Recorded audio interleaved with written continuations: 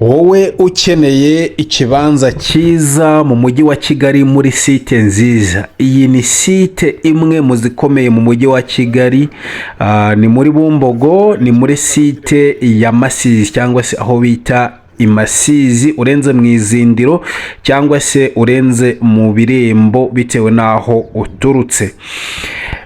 Hani hafi y'ahantu bita kuri Capati, nk'uko ubibona ni mu makadasiteri. Iki ni ikibanza kiri ku mihanda ibiri, ngira ngo uri kuyibona neza. Kiri ahantu heza hashashe, kucyubaka ntibigoye, ntabwo kiri mu buhaname. Ikindi icyangombwa kirahari. Iki kibanza gifite metero kare 562, ariko kigabanyijemo bibiri, bikaba bigurishirizwa hamwe. Ni uguhitamo ukora mitasiyo. Ikibanza kimwe gifite metero kare 268, ikindi kikagira metero kare 294. Kuri miliyoni 10 zonyine wakwegukana iki kibanza kiri muri site ya Masizi, site nziza iri mu zikomeye mu mujyi wa Kigali. Iki kibanza kiri muri metero 300 uvuye aho kwasiteri cyangwa se bisi zihagarara. Ni ukuvuga ngo uramutse ufite amafaranga makeya ushobora guhitamo gufata ikibanza kimwe, cyane cyane ushobora kwihitiramo kiriya gifite ubuso bwa 294.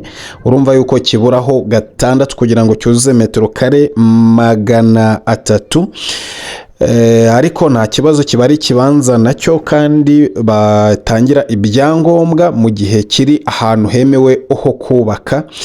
Uramutse rero ushaka guhitamo ikibanza kimwe, iki kinini wakigura miliyoni 6, mu gihe kiriya gitoya gifite 268 wakigura miliyoni 5 n'igice. Nongere mbisubiremo, uramutse nta bushobozi ufite bwa kubona miliyoni 10 ngo ibi bibanza bibiri bifite metero kare 562 ubigurire hamwe kuri miliyoni 10, ushobora guhitamo kugura kimwe kuri miliyoni 6, iki gifite 294 metero kare, hanyuma miliyoni 5 n'igice kiriya gifite 268.